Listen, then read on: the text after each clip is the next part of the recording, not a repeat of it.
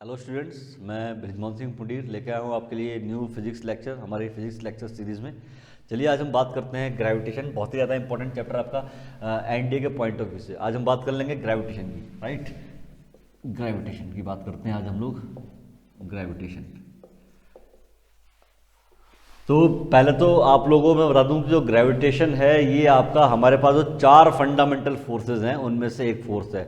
अच्छा जी, वो चार फंडामेंटल फोर्सेस कौन कौन से हैं जरा हम उनको डिस्कस कर लेते हैं। पहले तो हम बात करते हैं फंडामेंटल फोर्सेस ऑफ नेचर की। Fundamental forces of nature, forces of nature. तो नेचर के हमारे पास जो चार फंडामेंटल फोर्सेस हैं उनको वन बाय वन डिस्कस कर लेते हैं। जो हमारे पास जो पहला फंडामेंटल फोर्स है वो है हमारे पास में क्या, वो है पहले हम बात करते हैं सीरियल नंबर फोर्स कौन सा है, देन उसका ऑर्डर क्या है, ऑर्डर के बाद नेचर, नेचर के बाद और रेंज, उस फोर्स की रेंज क्या है। तो जो पहला हमारे पास फोर्स आता है वो है ग्रेविटेशनल फोर्स। जो ग्रेविटेशनल फोर्स है इसका ऑर्डर हम बाद में बात करेंगे। नेचर हमेशा इसका अट्रैक्टिव होता है, कभी ये रिपल्सिव नहीं होता है, इट इज़ ऑलवेज अट्रैक्टिव। समझ रहे हो, आपको थोड़ा सा पता होगा जो आपका ग्रेविटेशन है वो हमेशा अट्रैक्टिव नेचर का होता है ना। रेंज जिसकी बात करते हैं इन्फिनिटी होती है। इन्फिनिटी क्यों होती है भाई, आपको पता है कि हमारा जो क्या हमारी जो अर्थ है वो सन की ग्रेविटेशनल फील्ड के कारण, सन के ग्रेविटेशनल पुल के कारण हमारी अर्थ सन के अराउंड रिवॉल्व कर रही है। उसी तरह से जो प्लूटो है, प्लूटो जो है जो भी क्या बोलते हैं सन के अराउंड रिवॉल्व कर रहा है ना, because of sun's gravitational pull.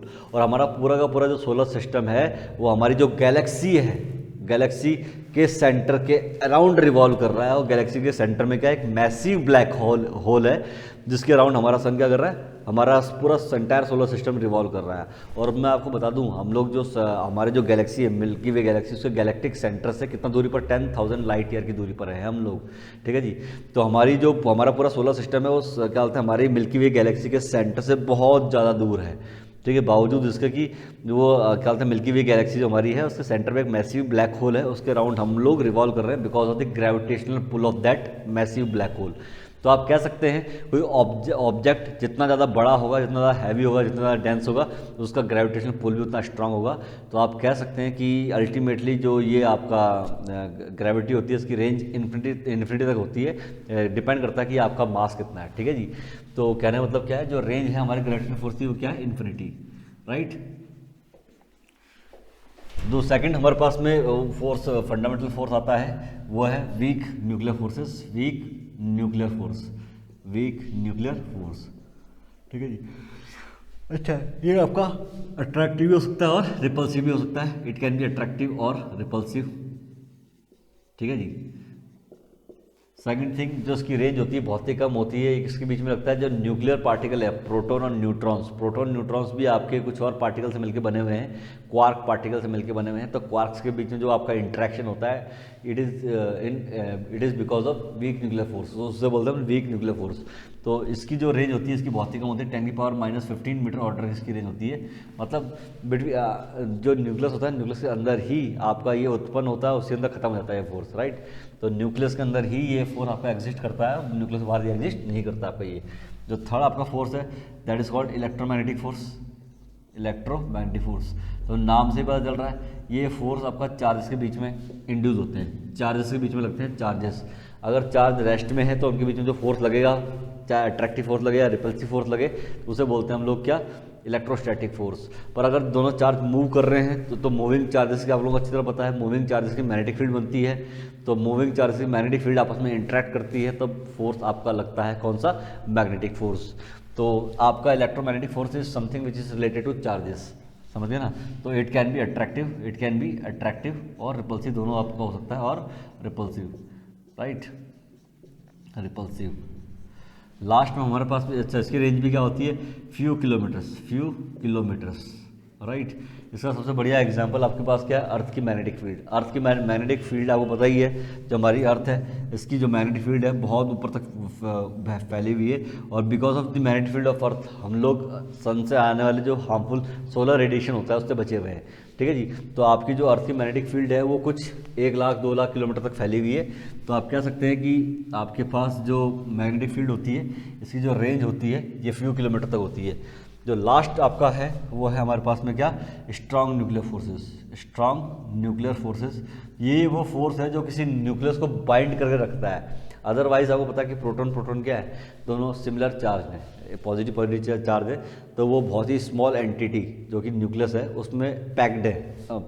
Proton proton कायदे से तो होना नहीं चाहिए था क्योंकि प्रोटॉन प्रोटॉन रिपेल करने चाहिए थे। तो मीन्स जो प्रोटॉन प्रोटॉन के बीच में आपका रिपल्सिव इलेक्ट्रिक फोर्स है, रिपल्सिव इलेक्ट्रोमैग्नेटिक फोर्स है, उससे भी स्ट्रॉन्ग उनके बीच में एक लगता है क्या, न्यूक्लियर फोर्स, जो उन दोनों को बाइंड कर रखता है। तो मतलब क्या है, न्यूक्लियस को बाइंड कर रखने वाला जो अट्रैक्टिव फोर्स है वो कौन सा है, उसे हम बोलते हैं स्ट्रॉन्ग न्यूक्लियर फोर्स, राइट। ये चार्ज पे डिपेंड नहीं करता, तो इट कैन बी अट्रैक्टिव और रिपल्सिव। तो ये अट्रैक्टिव भी हो सकता है और रिपल्सिव भी आपका हो सकता है। उसकी रेंज क्या होती है, 10⁻⁻15 मीटर ऑर्डर की होती है। मतलब न्यूक्लियस के अंदर ही ये उत्पन्न होता है फोर्स और न्यूक्लियस के अंदर ही खत्म हो जाता है। भाई न्यूक्लियस के बाहर ऐसा कोई एग्जिस्टेंस नहीं होता किसका, स्ट्रॉन्ग न्यूक्लियर फोर्स का।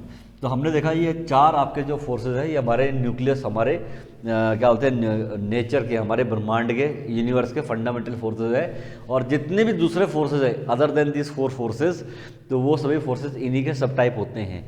समझ रहे हो, आप बोलते हो फ्रिक्शन इलेक्ट्रोमैग्नेटिक फोर्स का सब टाइप है, टेंशन, नॉर्मल रिएक्शन, वो सब के सब इलेक्ट्रोमैग्नेटिक फोर्सेज के सब टाइप होते हैं। समझ रहे हो, तो बेसिकली जो यही 4 फोर्सेज हैं जो पूरे हमारे ब्रह्मांड में, हमारे यूनिवर्स में एग्जिस्ट करते हैं। अदरवाइज सभी फोर्सेज इन्हीं के सब टाइप होते हैं। और उसमें से जो पहला फोर्स है, इन 4 फंडामेंटल फोर्स में जो पहला फोर्स है ग्रेविटेशनल फोर्स, वो आज हम पढ़ने वाले हैं। अच्छा जी, ग्रेविटेशनल फोर्स अपने आप में थोड़ा स्पेशल क्यों है, क्योंकि पहली बात तो आपने देखा सभी जो फोर्सेज है वो अट्रैक्टिव भी हो सकते हैं, रिपल्सिव भी हो सकते हैं, है ना। जबकि केवल ग्रेविटेशनल फोर्स ही है जो हमेशा क्या होता है, अट्रैक्टिव होता है, हमेशा क्या होता है, अट्रैक्टिव होता है। और दूसरी बात, बाकी ये जो 3 फोर्सेज हैं इनकी जो रेंज होती है वो लिमिटिंग होती है। क्या होती है, इनकी फाइनाइट रेंज है, जबकि हमारे पास ग्रेविटेशनल फोर्स की रेंज क्या है, इनफाइनाइट है, इनफाइनाइट है। तो देयर इज अ डिफरेंस, तो आपका डिफरेंस है ना। तो ग्रेविटेशनल फोर्स अपने आप में अलग ही चमक रहा है इन सभी फोर्सेज में। अच्छा, अगर मैं इनकी रिलेटिव स्ट्रेंथ की बात करूँ कि भैया कौन कितना स्ट्रॉन्ग फोर्स है, तो अगर हम ग्रेविटेशनल फोर्स को 1 न्यूटन माने, तो सेम बॉडीज़ के बीच में जो न्यूक्लियर इंट्रैक्शन होगा वो कितना होगा, 100 न्यूटन होगा। कितना होगा, 100 न्यूटन। और उन्हीं सेम बॉडीज़ के बीच में आपका इलेक्ट्रोमैग्नेटिक फोर्स का इंट्रैक्शन कितना होगा, 10⁻36 न्यूटन होगा, है ना। और उन्हीं दोनों बॉडीज़ के बीच में सेम डिस्टेंस पर रखी हुई है, उनके बीच में न्यूक्लियर इंट्रैक्शन कितना होगा, 10⁻38 न्यूटन होगा।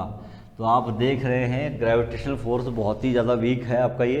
इवन अगर मैं अपना हाथ ऊपर कर रहा हूँ, तो ग्रेविटेशनल फोर्स के अगेंस्ट ही तो हाथ ऊपर कर रहा हूँ। तो आपका ऐसा नहीं है कि ग्रेविटेशनल फोर्स बहुत ही स्ट्रांग फोर्स है आपका, बहुत वीक फोर्स है आपका ये। अगर स्पेशली अगर बॉडीज़ का मास बहुत ही कम हो जाए तो वहाँ पर तो बहुत ही वीक आपकी ग्रेविटी होती है, इनफैक्ट होती ही नहीं है ना। तो कहने का मतलब क्या है, आपका gravitational force is not a very much strong force, it is a very weak force and it is the weakest of all fundamental forces. जितने भी फंडामेंटल फोर्सेज होते हैं उनमें सबसे वीक कौन सा फोर्स होता है आपका, ये ग्रेविटेशनल फोर्स होता है आपका ये। तो आई होप, अच्छा तो आपको आइडिया लग गया, ठीक है जी। और दूसरी बात, जो ग्रेविटेशनल फोर्स होता है ये मासेस के बीच में लगता है, वीक न्यूक्लियर फोर्स आपका क्वार्क पार्टिकल्स के बीच में लगता है, इलेक्ट्रोमैग्नेटिक फोर्स चार्जेस के बीच में लगता है, और आपका strong nuclear force nuclear particles के बीच में लगता है, proton proton, neutron neutron, neutron proton के बीच में जो अट्रैक्टिव फोर्स लग रहा है वो क्या है, स्ट्रॉन्ग न्यूक्लियर फोर्स है। तो आपको आइडिया लग गया कि हमारे पास जो ग्रेविटेशनल फोर्स है वो मासेस की प्रॉपर्टी है, मासेस के बीच में लगता है आपका ये। तो अब हम इसको डिटेल में पढ़ने वाले हैं, ठीक है जी। तो उसको डिटेल में हम लोग पढ़ लेते हैं कि आपके पास क्या चीज़ है भाई। हम बात कर लेते हैं किसकी, ग्रेविटेशनल फोर्स की, ठीक है जी। तो ग्रेविटेशनल फोर्स को हम डिटेल में पढ़ रहे हैं हम लोग, ग्रेविटेशनल फोर्स। तो ग्रेविटेशनल फोर्स हमारे पास में क्या है, ये है force of attraction, attraction between two masses. तो 2 मासेस के बीच में जो फोर्स ऑफ अट्रैक्शन है उसे हम क्या बोलते हैं, ग्रेविटेशनल फोर्स बोलते हैं, ठीक। तो हमारे पास में एक मास m1 है, एक मास हमारे पास m2 है, इनके बीच में जो अट्रैक्शन लग रहा है, म्यूचुअल अट्रैक्शन है ना, तो इसको बोलते हैं हम फोर्स ऑफ, ये मैं फोर्स बोलता हूँ, ये F है। कितना फोर्स है ये, F का F है। तो ये मास m2 पर F फोर्स लगा रहा, तो m2 मास भी m1 पर F फोर्स लगाएगा, है ना।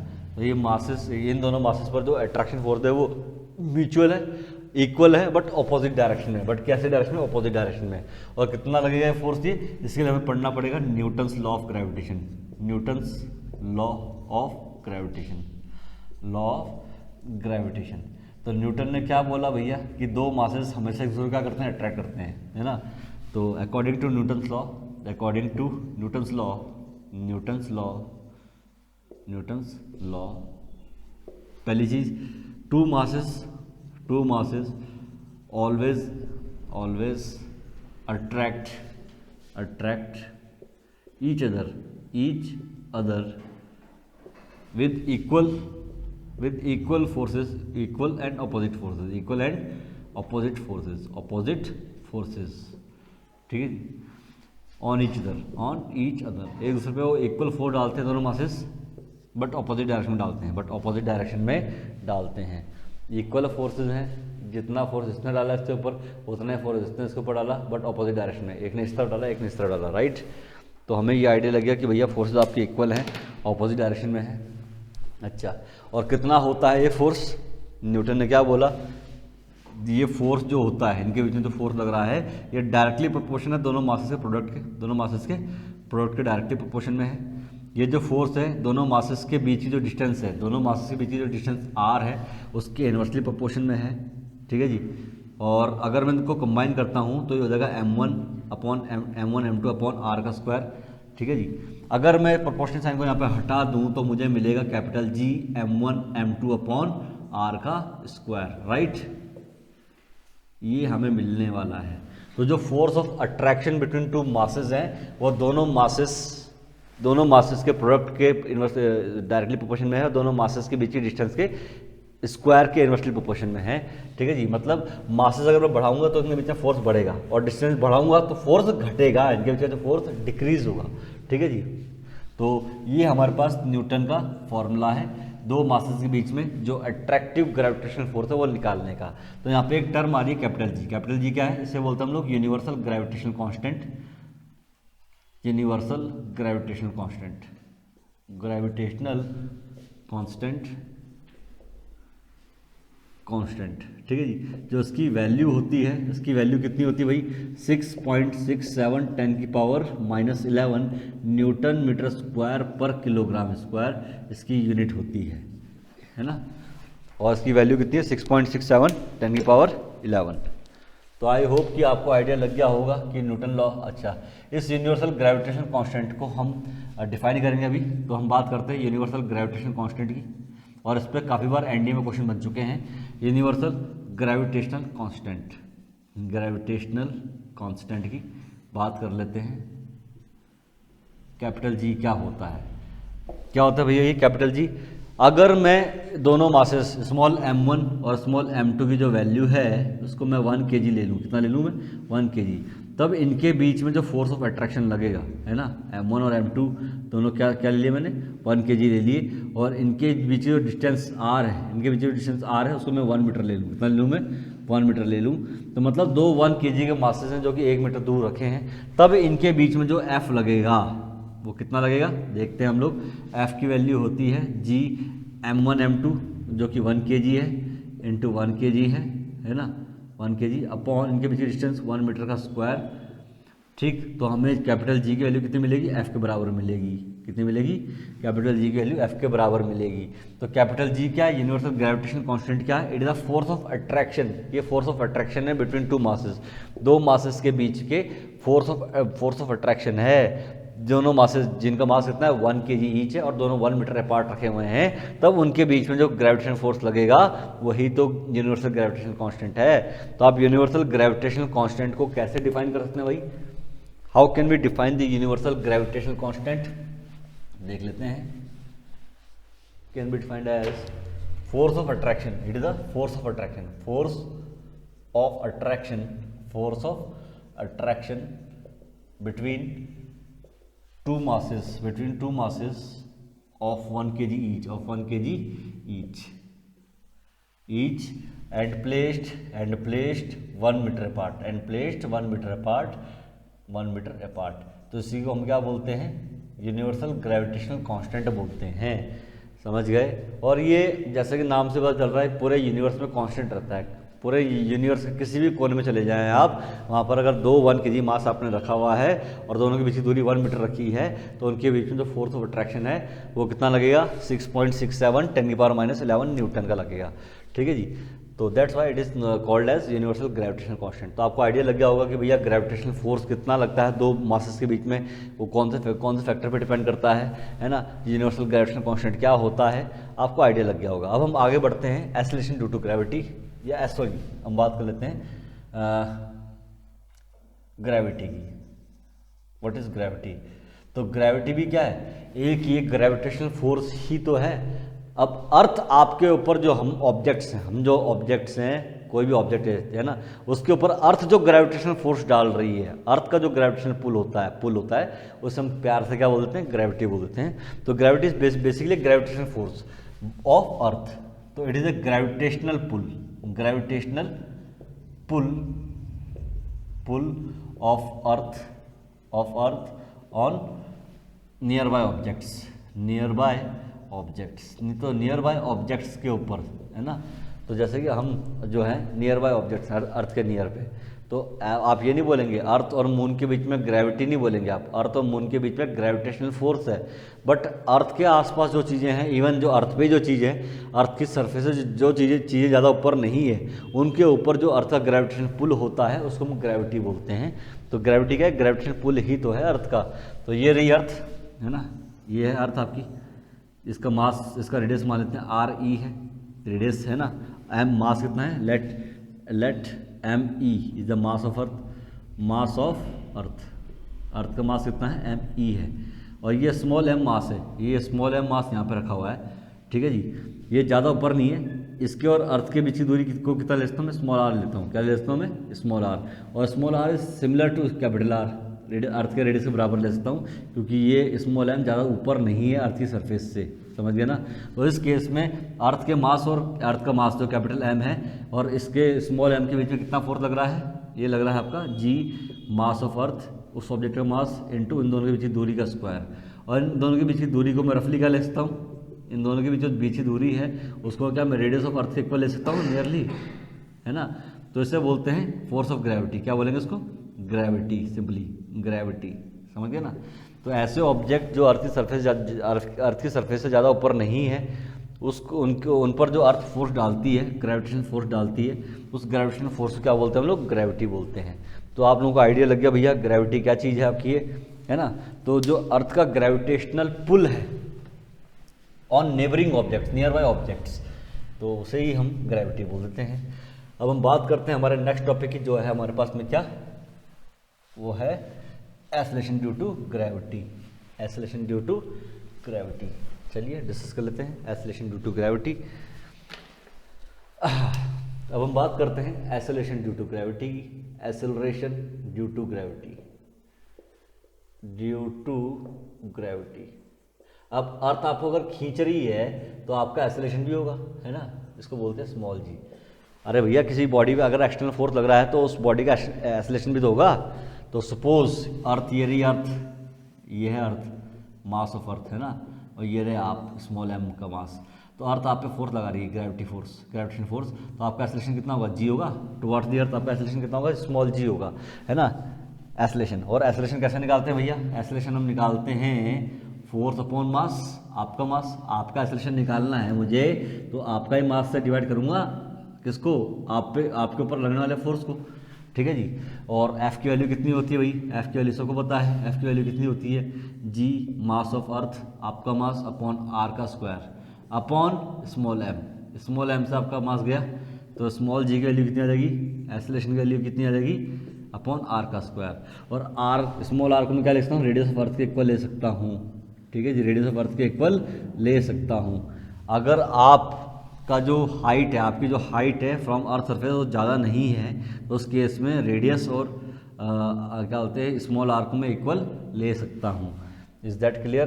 तो ये होता है एक्सेलरेशन ड्यू टू ग्रेविटी। तो मेरे ख्याल से आप लोगों को आइडिया लग गया होगा कि एक्सेलरेशन ड्यू टू ग्रेविटी मतलब आपके ऊपर अर्थ के द्वारा जो फोर्स लगाया जा रहा है, तो उस फोर्स की वजह से जो आपका एक्सेलरेशन होगा उसे बोलते हैं एक्सेलरेशन ड्यू टू ग्रेविटी। चलिए अब हम आगे बढ़ते हैं, ठीक। तो आपको आइडिया लग गया एक्सेलरेशन ड्यू टू ग्रेविटी कितना होता है। अच्छा, अगर आप ज़्यादा ऊपर नहीं है, अर्थ के सरफेस से ज़्यादा ऊपर नहीं है, आप यहाँ मास ऑफ अर्थ की वैल्यू पुट करेंगे। अर्थ का जो मास होता है उसकी वैल्यू नियरली 6×10⁴ kg है, 10⁴ kg होती है। और रेडियस ऑफ अर्थ नियरली कितनी है, 6.4 इंटू 10⁶ मीटर, लगभग 6400 किलोमीटर होती है। अर्थ की रेडियस कितनी है, 6400 किलोमीटर के अराउंड होती है रफली। ठीक है जी, तो उसको मीटर में चेंज करेंगे तो आपके पास रेडियस ऑफ अर्थ ये आ जाएगी। ठीक, अगर ये दोनों वैल्यूज़ को मैं यहाँ पुट करता हूँ तो स्मॉल जी की वैल्यू मुझे कितनी मिल जाएगी, स्मॉल जी की वैल्यू मिलेगी 9.8 मीटर पर सेकेंड स्क्वायर। समझ गए। तो अगर अर्थ आपके ऊपर फोर्स डाल रही है, अर्थ आपके ऊपर फोर्स डाल रही है, अर्थ आपको अपनी तरफ खींच रही है, तो आप अर्थ की तरफ खींचे चले आओगे। किस एक्सेलरेशन से, 9.8 मीटर पर सेकेंड स्क्वायर के एक्सेलरेशन से आप अर्थ की तरफ खींचे चले आओगे। और एक काफ़ी ज़्यादा हाई एक्सेलरेशन होता है, छोटा मोटा एक्सेलरेशन नहीं है ये। विश्वास नहीं होता तो किसी बड़ी टावर से नीचे कूदते देखना, तब पता चलेगा कि एक्सेलरेशन कितना होता है आपका, है ना।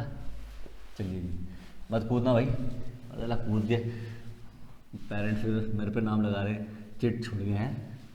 भैया पढ़ लो, लिख लो, आगे बढ़ो, ये कूदने काटने वाले काम मत करना।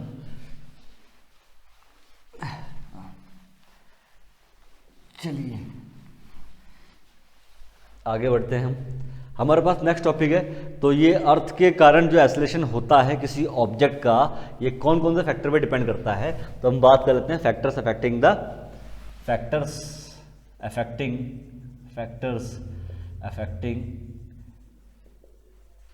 The value of small G. तो स्मॉल जी की वैल्यू को अफेक्ट करने वाले फैक्टर कौन कौन से हैं, तो वो कौन कौन से फैक्टर हैं देख लेते हैं हम इसको वन बाय वन। ठीक, तो जो पहला फैक्टर है वो है हमारे पास height above earth surface, above the earth surface. आप अर्थ की सरफेस के ऊपर कितना चले गए हैं अभी तक। ठीक है जी, अर्थ सरफेस, ठीक, एच। दूसरा है हमारे पास depth below the earth surface. ठीक है जी। तीसरा हमारे पास में है रोटेशन ऑफ अर्थ का रोटेशन भी प्रभावित करता है स्मॉल जी की वैल्यू को, रोटेशन ऑफ अर्थ। ठीक, और लास्ट में हमारे पास में शेप ऑफ अर्थ आपको पता है पूरी तरह गोल नहीं है, थोड़ी पोल्स पे थोड़ी चपटी है। ठीक है जी, तो ये सभी फैक्टर्स हैं जो मिल के अर्थ के कारण जो एक्सेलरेशन हो रहा है स्मॉल जी, उसको प्रभावित करते हैं, अफेक्ट करते हैं। कैसे प्रभावित करते हैं, कैसे अफेक्ट करते हैं, इनको हम वन बाय वन डिस्कस कर लेते हैं। तो पहला हमारे पास हम देखेंगे कि हाइट है ना। तो पहला फैक्टर क्या है हमारे पास, हाइट अबव अर्थ सरफेस है ना। तो अर्थ की सरफेस से अगर आप ऊपर की तरफ जाएंगे तो ये अर्थ है, ये रहे आप, स्मॉल एम मास, आपका मास कितना है, स्मॉल एम कितना है, स्मॉल एम मास है। आपकी हाइट कितनी है अर्थ की सरफेस से, एच हाइट है। अर्थ का रेडियस कितना है, रेडियस आर ई है अर्थ का। ठीक है जी, और अर्थ का मास कितना है, एम ई है। तो आपका जो एक्सेलरेशन होगा अर्थ की तरफ, मैं उसको मान लेता हूँ जी डैश। क्या मान लेता हूँ उसको मैं, जी डैश। तो जी डैश की वैल्यू कितनी होगी भाई, ये होगी अर्थ का। अच्छा, आपका एक्सेलरेशन कितना होगा अर्थ की तरफ, आपका एक्सेलरेशन कितना होगा, जी डैश, वो डिपेंड करता है अर्थ के मास पे। कमाल की बात है ना, आपका जो एक्सेलरेशन अर्थ के मास पे डिपेंड करता है, आपका एक्सेलरेशन आपके मास पे डिपेंड नहीं करता। फॉर्मूला देख लो, आपका जो एक्सेलरेशन है small g toward the centre of earth, और अच्छा स्मॉल जी की डायरेक्शन किस तरफ होती है, अर्थ के सेंटर की तरफ। आप चाहे यहाँ पर भी क्यों ना हो, आपको अर्थ अपने सेंटर की तरफ खींचेगी। समझ गए। तो आपका जो एक्सेलरेशन होगा, आप पे लगने वाली जो ग्रेविटी होगी, आप पे लगने वाला जो ग्रेविटेशन पुल होगा, वो towards the centre of the earth लगेगा। समझ गए ना।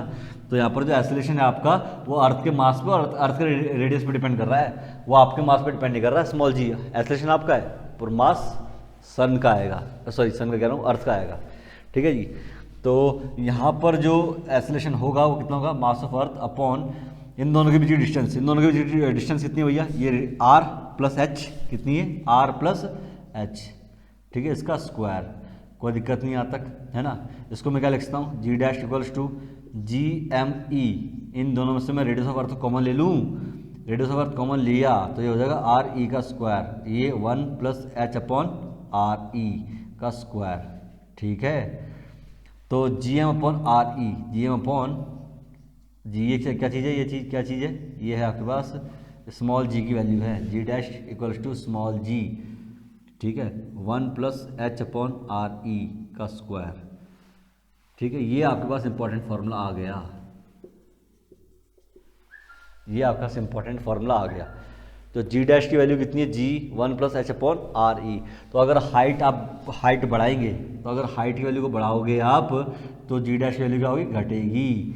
तो यहाँ पर जो एक्सेलरेशन होगा आपका अर्थ की, अच्छा अर्थ की, अगर आप अर्थ की सरफेस में, तो आपका एक्सेलरेशन कितना है, जी है 9.8 है। पर जैसे जैसे आप अर्थ की सरफेस से ऊपर जाएंगे तो एच बढ़ेगा, तो जी डैश की वैल्यू घटेगी, मतलब एक्सेलरेशन की वैल्यू 9.8 से कम होती रहेगी। समझ गए ना, कोई दिक्कत नहीं यहाँ तक। तो आप लोगों को थोड़ा सा आइडिया लग गया होगा। अब हम आगे बढ़ते हैं जो नेक्स्ट फैक्टर। अच्छा, अगर आपकी जो हाइट है, अगर आपकी जो हाइट है अर्थ की सरफेस से ज़्यादा ऊपर नहीं गए आप, 100-200 मीटर ऊपर गए हो केवल, है ना, सरफेस से।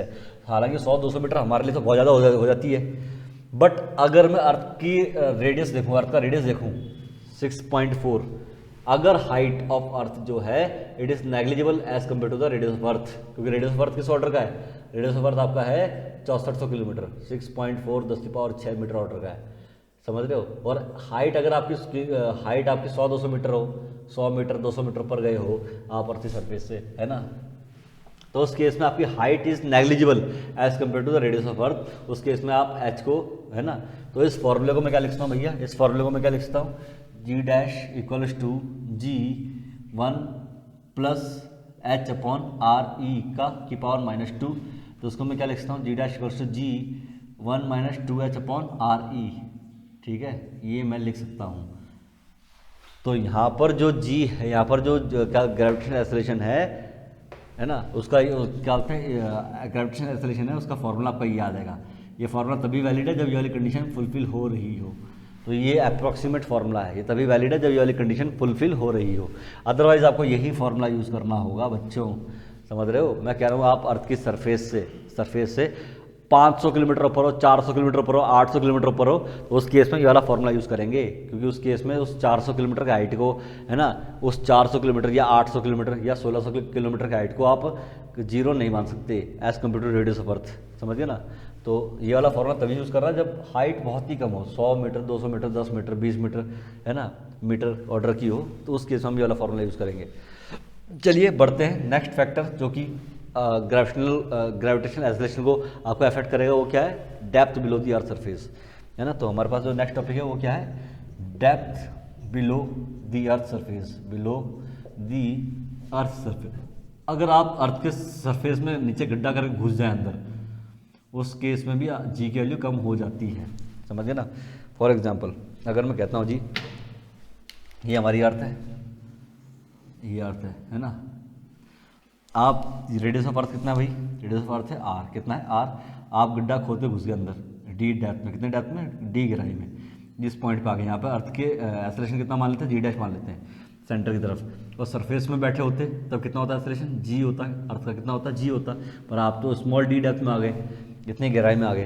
तो इस केस में यहाँ पर जो जी डैश की वैल्यू होगी वो कितनी होगी भाई, वो होगी जी 1 माइनस डी अपॉन आर, ठीक है जी।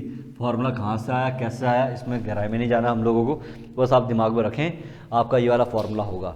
तो आप यहाँ पर देख रहे हैं, अगर यहाँ पर डी की वैल्यू बढ़ती है, डी की वैल्यू बढ़ती है, डेप्थ बढ़ती है, तो जी डैश की वैल्यू घटेगी, जी डैश की वैल्यू घटेगी।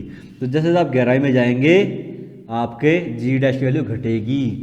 अगर आप गहराई में जाते जाते अर्थ के सेंटर में पहुँचे, कहाँ पहुँच गए, अर्थ के सेंटर पे, मतलब स्मॉल डी की वैल्यू जो आपकी गहराई है, स्मॉल डी की वैल्यू वो रेडियस ऑफ अर्थ के बराबर हो जाए, if at the centre of earth, तो at the centre of earth, at the centre of earth, तो अर्थ के सेंटर पे क्या होगा भाई, अर्थ के सेंटर पे स्मॉल डी की वैल्यू आपकी आर, रेडियस ऑफ आर के इक्वल हो जाएगी। तो डी और आर बराबर हो गए, है ना, डी और आर बराबर हो गए, तो जी डैश की वैल्यू कितनी आ जाएगी, D upon R, R upon R 1, 1 minus 1 is 0, तो जी डैश की वैल्यू कितनी आ जाएगी, जी डैश की वैल्यू आपकी आ जाएगी 0, समझ गए। तो इसे बोलते हैं कंडीशन ऑफ वेटलेसनेस। तो अगर आप अर्थ के सेंटर पर पहुंच जाओगे तो वहाँ पे आपको भारहीनता, वेटलेसनेस का अनुभव होगा। So at the centre of earth, at the centre of earth all bodies will feel feel weightlessness, क्या फील करेंगी? वेटलेसनेस फील करेंगी। और ये क्वेश्चन आपका बन चुका है बच्चों, वेटलेसनेस, ठीक है जी। और ये क्वेश्चन आपका ऑलरेडी बन चुका है पहले एनडीए में कि वेटलेसनेस आपके सेंटर पे वेटलेसनेस का कहाँ पे फील होता है? वेटलेसनेस सेंटर पे, रेडियस ऑफ उसमें फलाना हाइट पर, है ना। तो उसमें सेंटर ऑफ अर्थ में हम वेटलेसनेस, भारहीनता का अनुभव करते हैं। तो आई होप आपको आइडिया लग गया होगा कि अर्थ की सरफेस से ऊपर जाने पर भी जी की वैल्यू कम होती है, अर्थ की सरफेस से नीचे आने पर भी, अंदर जाने पर भी आपकी जी की वैल्यू कम होती है। अर्थ की सरफेस पर जी की, स्मॉल जी की वैल्यू मैक्सिमम होती है ना। यहाँ से आप ऊपर की तरफ गए या नीचे की तरफ जाओ तो जी की वैल्यू घटती है, दोनों ही केस में घटती है। तो आपको ये चीज़ें बच्चों दिमाग में रखनी है। तो हम आगे बढ़ते हैं। जो हमारे पास में नेक्स्ट हमारे पास इंपॉर्टेंट फैक्टर है वो क्या है? वो है रोटेशन ऑफ अर्थ, अर्थ का जो रोटेशन है। उससे पहले हम बात कर लेते हैं शेप ऑफ अर्थ की, है ना। शेप ऑफ अर्थ की बात कर लेते हैं हम लोग कि अर्थ का जो शेप है वो कैसे इफेक्ट करता है ग्रेविटेशनल एक्सेलरेशन को, है ना। तो अर्थ के शेप का क्या प्रभाव पड़ता है इसको भी देख लेते हैं हम जरा, ठीक। अर्थ के शेप का क्या प्रभाव पड़ता है, ठीक। तो नेक्स्ट हमारे पास थर्ड फैक्टर है shape of earth. Shape of earth, एक गाना था ना shape of you, shape of earth matter करती है भैया बहुत ज़्यादा, ठीक है जी। देखो जी, अगर देखा जाए तो अर्थ आपकी पूरी तरह फ्लैट नहीं है, सॉरी पूरी तरह से गोल नहीं है, वो आपके पोल्स में थोड़ी सी फ्लैट है, पोल्स में क्या थोड़ी सी फ्लैट है। इतना ज़्यादा फ्लैट बना दिया कुछ, ओहो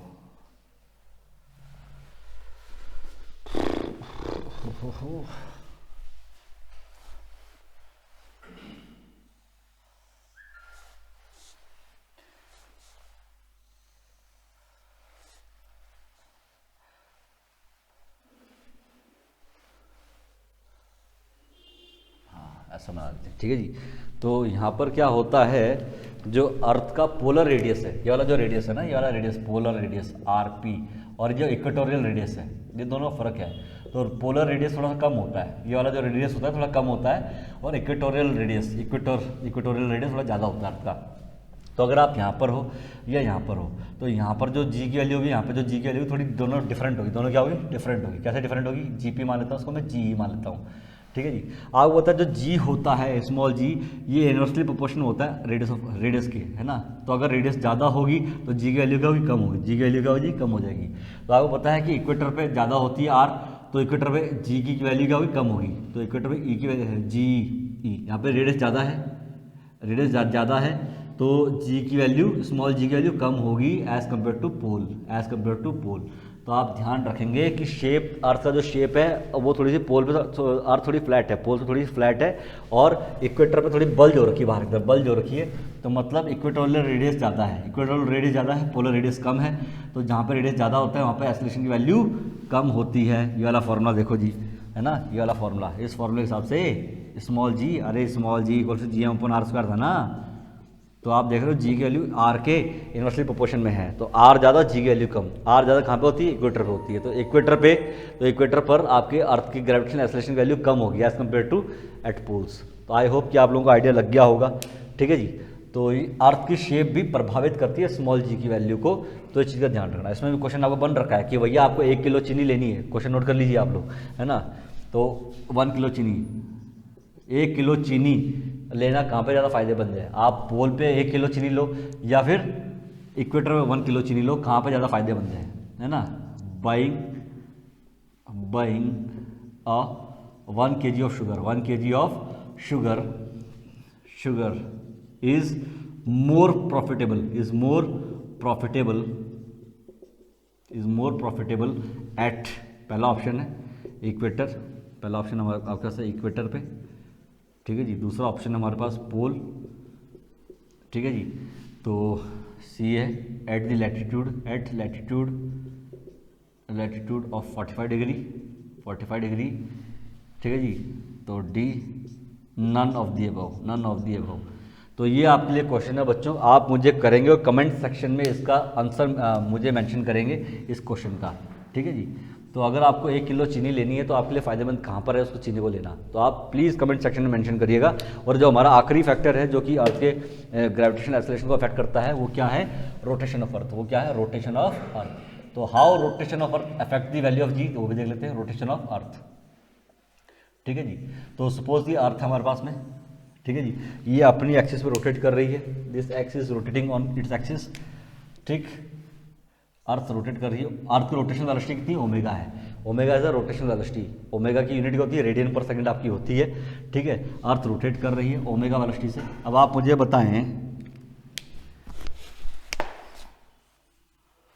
ठीक है जी, ओमेगा वेलोसिटी से आपकी अर्थ रोटेट कर रही है, ठीक, तो अर्थ का रेडियस मैं आर मान लेता हूँ, कितना मान लेता हूँ अर्थ का रेडियस, आर मान लेता हूँ मैं, ठीक, तो अर्थ में जो जी डैश की वैल्यू होगी, जो यहाँ पे जी डैश किसी पॉइंट पर है ना, मैं कहता हूँ जी ये अर्थ का इक्वेटर है, ये रहा वो पॉइंट, आप यहाँ पर है, तो यहाँ पर जो लैटिट्यूड है, लैटिट्यूड एंगल लैम्डा है, कितना है आपके पास, चलो थीटा मान लेते हैं, थीटा है, तो यहाँ पर जो, अगर आप यहाँ पर हैं तो यहाँ पर जो अर्थ आपको जी डैश फील होगा, जी डैश की वैल्यू, क्योंकि अंदर तरफ जी है, आप घूम रहे हो तो आप पे बाहर की तरफ फोर्स लग रहा है, ओमेगा स्क्वायर है ना, आर कॉस थीटा के बराबर आपको बाहर की तरफ फोर्स लग रहा है ना, इतना एक्सेलरेशन आपका बाहर की तरफ होगा ना, क्योंकि अगर कोई चीज़ घूमती है तो उसमें बाहर की तरफ एक्सेलरेशन लगता नहीं लगता है ना, कभी वो झूला नहीं आता स्कूल कॉलेज में, या फिर आपका वो झूला होता है छोटा बच्चों, जब बचपन होंगे उसमें बैठो, उसमें कभी बैठो घूमो और कूद जाओ झूले से, बाहर की तरफ गिरोगे सीधा, है ना, बाहर की तरफ, तो जब भी कोई चीज़ घूमती है तो उसमें बाहर की तरफ एक्सेलरेशन लगता है, कितना एक्सेलरेशन होता है, ओमेगा स्क्वायर आर, इतना आपका एक्सेलरेशन होता है, अंदर की तरफ अर्थ आपको खींच रही है जी एक्सेलरेशन से, तो नेट एक्सेलरेशन कहाँ पर होगा भाई, नेट एक्सेलरेशन यहाँ कहीं होगा, जी डैश यहाँ कहीं होगा, जी डैश, ठीक है जी, तो जी डैश की वैल्यू कितनी होती है यहाँ पर, इस केस में जो जी डैश की वैल्यू आपकी आती है वो आती है जी, है ना, G minus omega square R cos square theta के इक्वल आती है। बच्चों समझ आया, ये बड़ा इंपॉर्टेंट फॉर्मूला है, तो आप देख रहे हो अर्थ के घूमने का ओमेगा का भी प्रभाव पड़ता है जी की वैल्यू पर, कितनी हो गई जी की वैल्यू, जी डैश हो गई, कितनी हो गई, जो जी माइनस ओमेगा स्क्वायर, समझ गए, ठीक है जी। तो अगर आप पोल पर हैं, एट पोल्स, बच्चों ध्यान रखना, एट पोल्स, अगर आप पोल्स पर हैं, पोल्स, तो उसमें थीटा कितना हो जाएगा, थीटा हो जाएगा 90 डिग्री, थीटा कितना हो जाएगा, थीटा बिकम्स 90 डिग्री, और थीटा 90 डिग्री हो गया तो कॉस थीटा कितना होता है, कॉस 90 कितना होता है बच्चों, जीरो होता है, कॉस 90 जीरो, तो कॉस 90 की वैल्यू जीरो रखेंगे, ये जीरो हो जाएगी टर्म, तो जी डैश की वैल्यू कितनी आ जाएगी, जी डैश की वैल्यू आ जाएगी इक्वल टू जी आ जाएगी। तो आप देख रहे हैं अर्थ के घूमने का स्मॉल जी की वैल्यू पर कोई प्रभाव नहीं पड़ेगा, वो जी ही रहेगी, कब, जब आप पोल्स पे होंगे, तो समझ गए ना, तो दैट इज एट पोल्स, याद रखना, इस पर क्वेश्चन बच्चों बन चुका है, there is no effect, there is no effect, no effect, किस पर कोई प्रभाव नहीं पड़ रहा, no effect on value of small g due to rotation of earth, तो अर्थ के घूमने का स्मॉल जी की वैल्यू पर कोई प्रभाव नहीं पड़ेगा पोल्स पर, due to rotation of earth, समझ गए ना, रोटेशन ऑफ अर्थ। ये क्वेश्चन बन चुका है बच्चों, बड़ा इंपॉर्टेंट है, पहले कह रहा हूँ मैं, ग्रेविटेशन बहुत ही महत्वपूर्ण चैप्टर है, कान खोल के सब कुछ सुन लेंगे, समझ गए ना, तो ये बड़ा इंपॉर्टेंट पॉइंट है, ऑलरेडी कई बार पूछ चुके हैं आपसे एनडीए में, ठीक। अब हम आगे बढ़ते हैं, अगर मैं इक्वेटर पे आता हूँ तो एट इक्वेटर, अगर मैं इक्वेटर पे बात करता हूँ, इक्वेटर पे थीटा की वैल्यू कितनी भैया, जीरो, थीटा की वैल्यू कितनी है, जीरो है थीटा की वैल्यू, क्योंकि आप इक्वेटर यहाँ पर हो, तो थीटा की वैल्यू आपके लिए जीरो होगी, थीटा की वैल्यू जीरो है तो कॉस थीटा की वैल्यू मैक्सिमम होती है, कितनी होती है, 1 होती है, उस केस में जी डैश की वैल्यू मिनिमम होगी, कितनी होगी, जी माइनस ओमेगा स्क्वायर आर, तो ये वैल्यू क्या है, मिनिमम वैल्यू है बच्चों, ठीक है जी। तो मतलब अर्थ के रोटेशन का मैक्सिमम प्रभाव पड़ता है इक्वेटर पर, और जी की वैल्यू, स्मॉल जी की वैल्यू मिनिमम होती है, तो ये क्या है, मिनिमम वैल्यू होती है बच्चों, क्या होती है, minimum value, that is rotation of earth has maximum effect on small G, कब, एट इक्वेटर पे, तो जब वो आप इक्वेटर पे होते हो तो अर्थ के रोटेशन का आपके ग्रेविटेशन एक्सेलरेशन पर मैक्सिमम प्रभाव पड़ता है, आपकी वैल्यू जी डैश हो जाती है, समझ रहे हो, और जी डैश कितनी हो जाती है, जी माइनस ओमेगा स्क्वायर आर। तो आपको आइडिया लग गया होगा कि भैया स्मॉल जी अर्थ के ग्रेविटेशन, अर्थ के जो एक्सेलरेशन है उसको अर्थ के ग्रेविटेशनल पुल के कारण जो किसी बॉडी का एक्सेलरेशन होता है वो किन 4 फैक्टर पर डिपेंड करता है, है ना। अंतिम जो फैक्टर था रोटेशन ऑफ, थोड़ा बच्चों इंपॉर्टेंट है, थोड़ा ध्यान से सुनिएगा इसको, है ना। और आप इसको प्लीज़ थोड़ा, अगर आपको समझ नहीं आया तो आप इसको रिवाइंड करके आप लोग दे सकते हैं, बट बहुत ही ज़्यादा इंपॉर्टेंट है, प्रीवियस में इससे क्वेश्चन बने हुए हैं। इन 4 फैक्टर्स पे जो मैंने आपको करवाए हैं, factors affecting the value of small G, इन चारों पे आपके बहुत ज़्यादा क्वेश्चन बने हुए हैं, तो प्लीज़ आप इनको थोड़ा रिवाइंड करके देखिएगा। और कोई भी डाउट होता है तो आप प्लीज़ कमेंट सेक्शन में मुझे मेंशन करिएगा। तो मिलते हैं आपसे नेक्स्ट लेक्चर में एक नए टॉपिक के साथ।